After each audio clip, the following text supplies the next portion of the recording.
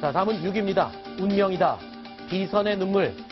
정윤회 씨의 내용입니다. 저희 채널A가 단독으로 취재한 내용인데요. 박 전 대통령의 의원 시절 비서실장이자 최순실 씨의 전 남편이죠. 정윤회 씨가 채널A와의 단독 인터뷰를 가진 자리에서 눈물을 보였습니다. 자, 먼저 무슨 이야기를 하면서 눈물을 붉혔는지 들어보시겠습니다. 안 봤으면 모르겠어. 안타까워. 불가항력이라는 게 진짜 보면 지금 상황. 내가 뭐 아무것도 할 수 없는 내가 뭘 할 수 있겠어. 그냥 앉아서 고통받는 것뿐이지. 누구는 뭐 그런 말 하더라고. 내가 계속 있었으면 잘 보자 했으면 이런 일이 없었을 수도 있는데 더 잘못됐을 수도 있고 잘 될 수도 있었겠지. 원망보다도 그냥 난 모든 게 다 운명이라고 생각해. 운명은 뚫릴 수만 있다면 얼마나 좋겠어. 자, 인터뷰하는 내내 굉장히 담배를 많이 피면서 불편한 심정을 보였다고요? 예, 그렇습니다. 2시간 동안 인터뷰가 진행이 됐는데요. 본인의 그 당시 심경도 그랬고 박근혜 전 대통령이 청와대를 나오는 모습을 보면서도 눈물을 흘렸다라고 고백을 할 정도로 아주 착잡한 심정이다라는 이야기를 계속해서 털어놨습니다. 네. 운명을 되돌릴 수 있다면 어느 시점으로 되돌리고 싶을까? 이게 좀 어리석은 질문인 것 같습니다만 정윤회 씨 입장에서는 어느 시점으로 가고 싶을까요? 물론 이혼하기 전으로 가고 싶겠죠. 글쎄요. 이제 예전에 이제 뭐 정윤회 씨 아버지 한번 채널에서 단독 인터뷰하지 않았습니까? 예. 그때 제가 인터뷰 내용 기억이 나는데 그때 아마 뭐 그 대통령을 사이에 두고 최순실 씨랑 정윤회 씨랑 좀 갈등이 있었다. 뭐 이런 네. 언급을 좀 했었고 그리고 예전에 뭐 정윤회 씨 인터뷰에서 좀 그런 비슷한 얘기가 좀 나오는데 네. 만약에 정말로 지금 보시는 이제 아버지 얘기대로 네. 정윤회 씨가 어떤 최순실 씨와의 어떤 그 문제 때문에 대통령과 좀 멀어지기 시작한 거라면 네. 아마 그 시점으로 돌아오고 싶지 않을까 싶어요. 잠시만요. 네. 그 말씀을 우리가 어떻게 준비한지 아시고 미리 그 얘기를 꺼내셨네요. 그래요? 저희가 준비가 되어 있습니다. 정윤회 씨 아버지와 인터뷰를 들어보시죠. 했던 그 내용, 예, 함께 보시겠습니다.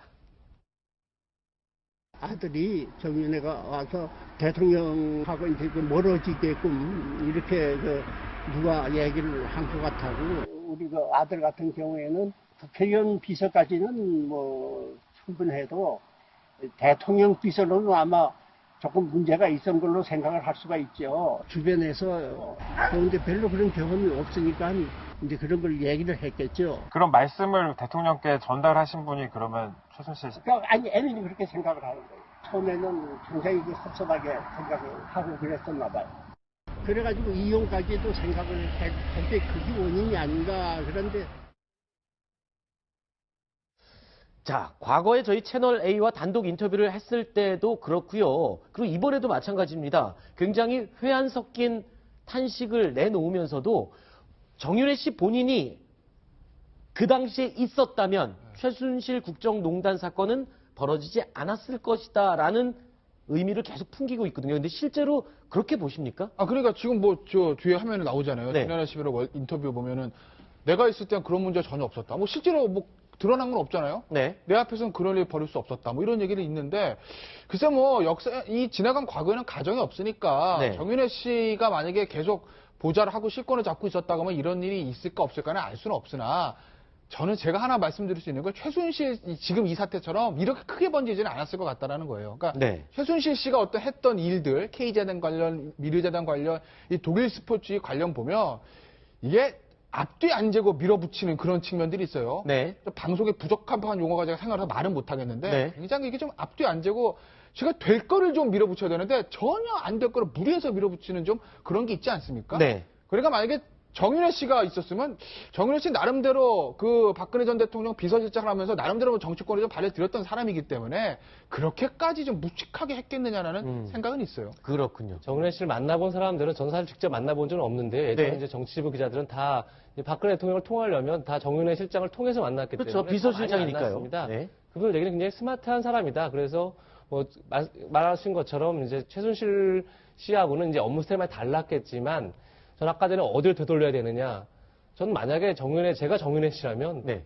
박 대통령이 정치를 시작했던 1997년을 돌려서 아하. 정치하지 말았어야 됐다. 저는 그런 생각이 들고요.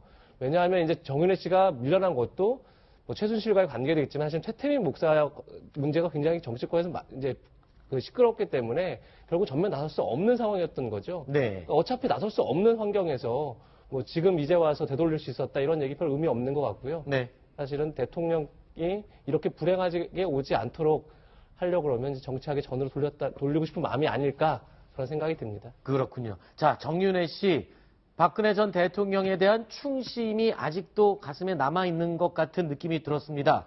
자, 그런데요. 그렇다면 지금 삼성동에 머물고 있는 박근혜 전 대통령 자택에 대통령을 한번 찾아갈 마음이 있을까요? 이 부분에 대해서도 저희가 물어봤습니다. 이렇게 답했습니다. 들어보시죠. 진짜 사저로 한번 가볼 생각은 없으시고 그분도 아마 지금 그런 걸 원치 않으실 거고 생각은 안 해봤어요. 그거는 생각할 마음의 여유도 없고 지금은 그분도 지금 마음의 여유가 없을 수 있겠죠. 감정지 유수는 근데 내가 지금 가서 뵈야 되겠다 이런 그런 생각을 한 적은 없고 결국에는 아예 만나 뵐, 그러니까 삼성동 자택에 찾아갈 생각 자체를 하지 않았다. 그러니까 가도 만나주지 않을 것 같다. 이런 미리 생각을 예단을 한 것 같아요. 박 전 대통령에 의해서 그 정윤회 씨는 어느 한 순간에 완전히 이제 배제가 된 것 같고요. 네. 그다음에 그 정윤회 그 최순실 부부가 이혼한 이후에 네. 최순실 게이트가 본격적으로 이렇게 터져 나오기 시작합니다. 그랬죠. 그런 점을 보면 정윤회 씨의 저 말이 어느 정도는 좀 신빙성이 있지 않나. 그러니까 비선 실세와 또 다른 비선 실세가 서로 경합해서 이렇게 서로를 견제하는 가운데 뭔가 좀 이렇게 큰 비리가 생기지 않도록 하는 이런 야사에서 나올 법한 네. 이러한 구도가 좀 이렇게 작동이 그 이전에는 좀 됐지 않느냐라는 좀 추정을 하게 되는 건데요. 네. 뭐 어쨌든 간에 인사권자인 박 전 대통령이 이 사람들을 쓰려고 했으면 공식 직함을 줘가지고 정식으로 쓰든지 아니면 완전히 내치든지 이런 식으로 정리를 했었어야 한다라는 이런 생각이 다시 한번 들게 됩니다. 알겠습니다.